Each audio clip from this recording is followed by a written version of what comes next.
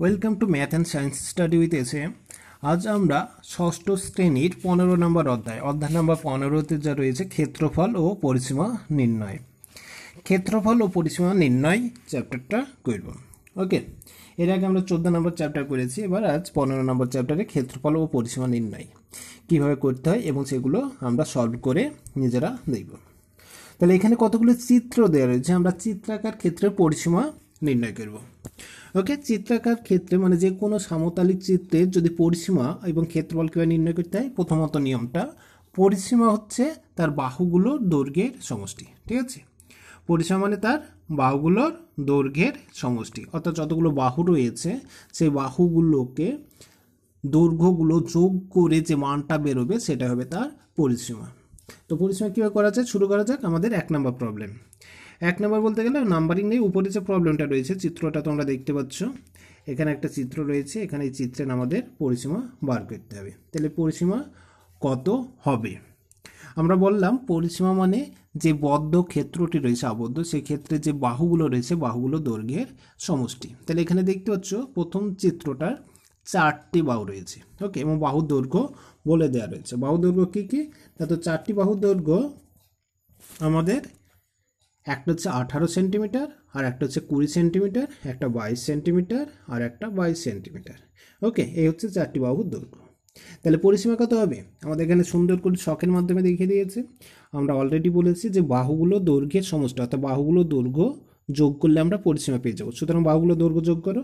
তাহলে প্রথম বক্সে কত হবে? একটা মান বসে দিলে 18 সেন্টিমিটার, পরের বক্সে 20 সেন্টিমিটার, পরের বক্সে 22 এবং পরেরটায় 22। এটা বসিয়ে দেওয়ার পরে যে মানটা হলো যোগ করে সেটা হবে এর পরিসীমা। ওকে, তোমরা যে কোনো একটা আগে বসাতে পারো, অসুবিধা নেই, তবে পরপর যে কোনো একটা থেকে শুরু করে বাকি মানগুলো বসিয়ে দেবে। ওকে, আমরা যোগ করি। তাহলে যোগ করে কত হচ্ছে?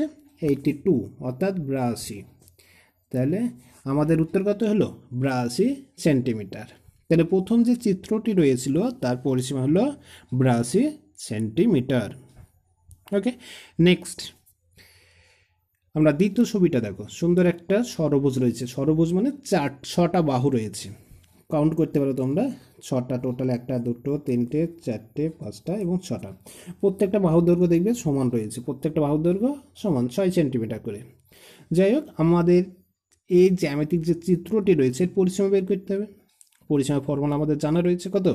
বাহুগুলোর দৈর্ঘ্যের সমষ্টি, এবং বাহুগুলোর দৈর্ঘ্যের মান যেহেতু বলে দেওয়া রয়েছে আমরা এদের যোগফল করে দিয়ে সহজে সমষ্টি বের করব। অর্থাৎ আমরা প্রত্যেকটা বাহুর দৈর্ঘ্য যে কোনো একটা জায়গা থেকে শুরু করো, ধরে নিলাম আমরা এখান থেকে শুরু করছি, তাহলে এই বাহুটার দৈর্ঘ্য কত? 6 সেন্টিমিটার।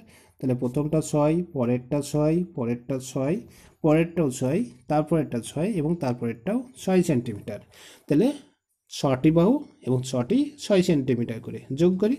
6, 6, 12, 318, 4, 24 হয়ে গেল, 5, 30, 36, অর্থাৎ টোটালে যোগ করে আমরা পেলাম 6টা বাহু 6 সেন্টিমিটার করে 36 সেন্টিমিটার। সুতরাং এর যে পরিসীমা সেটা হয়ে গেল আমাদের 36 সেন্টিমিটার। ওকে, এই হলো আমাদের দ্বিতীয় চিত্রটি। নেক্সট দেখো চতুর্ভুজ জ্যামিতিক আকারে পরিসীমা। চতুর্থ যেটা রয়েছে আমাদের এখানে 4 নাম্বার বা নাম্বারিং করা হয়েছে এবং প্রত্যেকটা বাহু দৈর্ঘ্য সুন্দরভাবে দেয়া রয়েছে। আমাদের কি করতে হবে? এর পরিসীমা বের করতে হবে। পরিসীমা ফর্মুলা আমাদের একটাই, সেটা কি? বাহুগুলো দৈর্ঘ্যের সমষ্টি। সুতরাং চিত্রের আকার যেরকমই হোক না কেন, সেটা ত্রিভুজাকার, চতুর্ভুজাকার, পঞ্চভুজাকার, ষড়ভুজাকার বা বিভিন্ন রকম আকৃতি, যেমন 4 নাম্বার আমাদের ছবিটা দেওয়া রয়েছে, সুন্দর একটা আকৃতি। তাহলে এই ক্ষেত্রে আমাদের পরিসীমা নির্ণয় করতে হবে। তাহলে পরিসীমা কত হবে? বাহুগুলো দৈর্ঘ্য সমষ্টি। এবার যে কোনো একটা জায়গা থেকে পরপর করবে, নাহলে ভুল হওয়ার সম্ভাবনা রয়েছে। কোথা থেকে শুরু করা যায়? আমরা যদি শুরু করি এই উপরের 5 থেকে শুরু করলাম, তাহলে 5 থেকে আমরা ডান দিকে চলে যাব। তাহলে প্রথমত 5 সেন্টিমিটার পাচ্ছি, তারপরেরটা রয়েছে কত? দেখতে পাচ্ছ সাইডে 7 সেন্টিমিটার, এটা 7 সেন্টিমিটার, তাহলে 7, তারপরেরটা 20 রয়েছে, 20 সেন্টিমিটার, তারপর আবার 7, তারপরে আবার 7, তারপরে আবার 5, তারপরে রয়েছে 13। ওকে, 13-র পরে কত রয়েছে? 30, আবার 13, 30 আর 13। তাহলে এইগুলো পরপর বসিয়ে দিলাম এবং এগুলো যোগ করতে হবে। ঠিক আছে, যোগ করি। তাহলে আমরা 5, 7 ইত্যাদি যোগ করে করে লাস্ট পর্যন্ত দেখলাম 100 হচ্ছে। সুতরাং এর পরিসীমা হয়ে গেল 100 সেন্টিমিটার। ওকে, তাহলে বাহুগুলো দৈর্ঘ্যের সমষ্টি করে আমরা পরিসীমা পেলাম 100 সেন্টিমিটার। তাহলে আগের চিত্র আমাদের প্রথম চিত্র এটা হয়ে গেছে, দ্বিতীয় চিত্র পরিসীমা, এবং পরের যে চিত্র মানে এখানে নাম্বারিং অনুযায়ী চতুর্থ চিত্র আমরা পরিসীমা নির্ণয় করলাম, দ্বিতীয় চিত্র। ওকে, তাহলে আমরা পরের চিত্রগুলো মান বের করি। পরের চিত্র বলতে গেলে এই চিত্রটা রয়েছে। চিত্রটা কীরকম দেখো, পঞ্চম চিত্র, পঞ্চম চিত্রটার বাহু দৈর্ঘ্যগুলো আমাদের বার করতে হবে। তাহলে পঞ্চম চিত্রের বাহুর দৈর্ঘ্য দেখতে পাচ্ছ 4 সেন্টিমিটার, 16 সেন্টিমিটার, 6 সেন্টিমিটার, 4 সেন্টিমিটার ইত্যাদি মানগুলো রয়েছে। ঠিক আছে, তাহলে মানগুলো রয়েছে, দেখা যাক তাহলে বাহু দৈর্ঘ্য কত হবে। প্রথমে যেটা মান রয়েছে আমরা এক সাইড থেকে শুরু করলাম, একেবারে এই সাইডেরটা শুরু করলাম, এটা কত রয়েছে 4 সেন্টিমিটার। 4-এর উপরে যেটা রয়েছে সেটা হচ্ছে 16 সেন্টিমিটার। তাহলে 16, 4-এর পরে 16, 16 পরে আবার 4, তারপরে 6 সেন্টিমিটার রয়েছে। ওকে, 6 সেন্টিমিটারের পরে রয়েছে কত 10 সেন্টিমিটার, তারপরে 10-এর পরে 4, 10, 4, 10 এবং লাস্টে রয়েছে আবার 6 সেন্টিমিটার। ওকে, তাহলে এগুলো আমরা যোগ করব, যোগ করে যেটা হলো এই যে পরিসীমা, সে পরিসীমা মোট যোগফল যেটা হচ্ছে 60, যোগ করে দেখবে ভালো করে 60 সেন্টিমিটার। ওকে, তাহলে টি আকৃতির যে চিত্রটা রয়েছে আমাদের এখানে, টি আকৃতির চিত্র এবং বাহুর দৈর্ঘ্য বিভিন্ন রকম মান আমাদের দেয়া রয়েছে। তাহলে এর পরিসীমা আমাদের, অর্থাৎ পঞ্চম জ্যামিতিক যে চিত্রটা ছিল তার পরিসীমা হলো 60 সেন্টিমিটার। ওকে, তাহলে স্পষ্টত আমরা বুঝতে পারছি চিত্র যেরকমই হোক না কেন তার বাহুর দৈর্ঘ্যগুলোর মান যদি আমাদের জানা থাকে তার পরিসীমাটা আমরা নিচে থেকে খুবই সহজেই নির্ণয় করতে পারবো। সেটা কিভাবে না, তো বাহুগুলো দৈর্ঘ্যের যোগফল করে।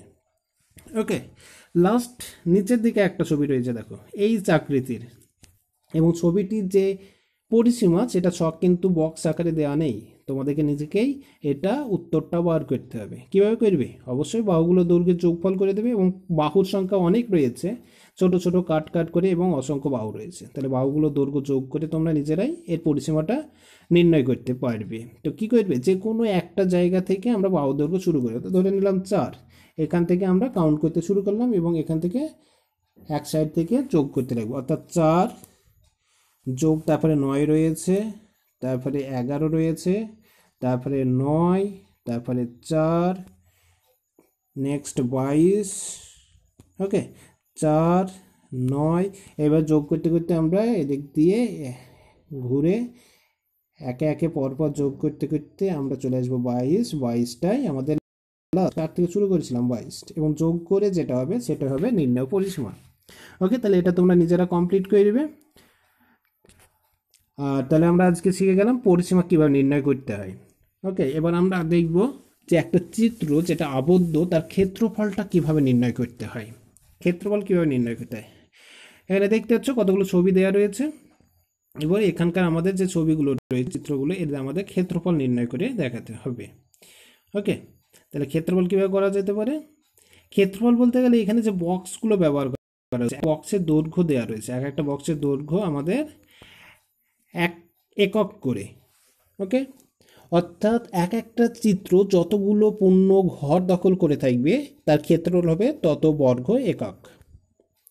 এক একটা ঘরের দৈর্ঘ্য 1 সেন্টিমিটার, এখানে একক বলতে গেলে সেন্টিমিটারে মাপা হয়েছে, তাহলে এক একটা ঘরের দৈর্ঘ্য 1 সেন্টিমিটার, তাহলে যতগুলো ঘর মিটার আমাদের হবে। ওকে, তাহলে দেখো প্রথমে এক নম্বরটা রয়েছে, মোট কতগুলো ঘর রয়েছে। আমরা যদি দৈর্ঘ্যের দিকে মাপি তাহলে এদিকে 2টি ঘর রয়েছে এবং উপর নিচেও 2টি ঘর রয়েছে। ওকে, দুটো দুটো করে মোট 4টে ঘর রয়েছে, উপর নিচে 2টো এবং পাশাপাশি 2টো ঘর রয়েছে। তাহলে এই ঘরগুলো মোট কটা, 4টি ঘর।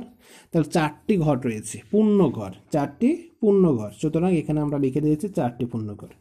1 নম্বর চিত্রে কোনো অর্ধেক ঘর নেই এবং কোনো রকম ছোট ঘর নেই, সুতরাং এর ক্ষেত্রফল কত হবে, আমরা বললাম কি যতগুলো পূর্ণ ঘর দখল করে থাকবে তার ক্ষেত্রফল হবে তত। তাহলে এখানে 4টি পূর্ণ ঘর দখল করে আছে, সুতরাং এর ক্ষেত্রফল হবে 4 বর্গ সেন্টিমিটার। ওকে, কারণ এক একটা ঘরের দৈর্ঘ্য 1 সেন্টিমিটার, প্রস্থ 1 সেন্টিমিটার, তাহলে ক্ষেত্রফল হচ্ছে 1 × 1 1 বর্গ সেন্টিমিটার।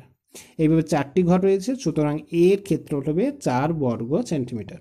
তাহলে আমাদের কাজ কি হচ্ছে, প্রথমত কটা পূর্ণ ঘর দখল করে আছে সেটা বার করা। ওকে, তাহলে আমরা চলে যাই নেক্সট চিত্র, 2 নম্বর চিত্র। 2 নম্বর চিত্রতে কি রয়েছে? 2 নম্বর চিত্রতে দেখতে পাচ্ছ আমাদের দৈর্ঘ্য বরাবর মোট 3টে ঘর রয়েছে। দৈর্ঘ্য বরাবর যদি দেখো মোট 1 2 3টে, এবার আমাদের 3টে ঘর রয়েছে এবং উপর নিচে 2টো ঘর রয়েছে। ঠিক আছে, দিয়ে টোটালে আমরা যদি কাউন্ট করি তাহলে দেখা যাচ্ছে 1 2 3টে 4টে 5টা 6টা ঘর রয়েছে এবং 6টাই হচ্ছে পূর্ণ ঘর। তাহলে আমরা 2 নম্বর যেটা দেখব, সম্পূর্ণ ক্ষুদ্রতম বর্গাকার ঘর, এটা রয়েছে আমাদের 6টা। ওকে, আর অর্ধেক ঘর নেই, তাহলে অর্ধেক ঘর বাদ, অর্ধেকের বেশি ক্ষুদ্রতম ঘর নেই, অর্ধেকের কমও নেই, তাহলে আমাদের ক্ষেত্রফল কত হয়ে গেল? মোট 6টা, সুতরাং 6 বর্গ সেন্টিমিটার। এটা হলো আমাদের 2 নম্বর। ওকে, এবার 3 নম্বর প্রবলেম যাওয়া যাক। 3 নম্বর চিত্রটা দেখুন। 3 নম্বর চিত্রতে মোট ঘর সংখ্যা কটা রয়েছে? পূর্ণ ঘর সংখ্যা 1 2 3টে 4টে পূর্ণ ঘর রয়েছে। তাহলে আমাদের 4টি পূর্ণ ঘর বসবে এবং যে মানগুলো রয়েছে সে মানগুলো আমাদের বসাতে হবে। তাই 3 নম্বর যে চিত্র রয়েছে সেখানে পূর্ণ ঘরের সংখ্যা আমাদের 3টে, আর 4টে পূর্ণ ঘর, 4টে পূর্ণ ঘর রয়েছে। তাহলে আমাদের পূর্ণ ঘরের সংখ্যা হবে 4, আর অর্ধেকের চেয়ে ক্ষুদ্রতম, অর্ধেকের চেয়ে ছোট ঘর রয়েছে, দেখবে এখানে একটা এবং এই উপরের দিকে একটা, মানে 2টো। আর অর্ধেকের চেয়ে বড় রয়েছে, উপরে একটা নিচে একটা, মানে 2টো। তাহলে টোটাল ঘর সংখ্যা কত হলো? সরি, এটা অর্ধেক নয়, অর্ধেকটা হবে না। আমরা স্পষ্টত দেখতে পাচ্ছি অর্ধেক ঘর নেই, অর্ধেক ঘরটা ফাঁকা। অর্ধেকের চেয়ে বেশি হচ্ছে 2টো, অর্ধেকের চেয়ে কম হচ্ছে 2টো।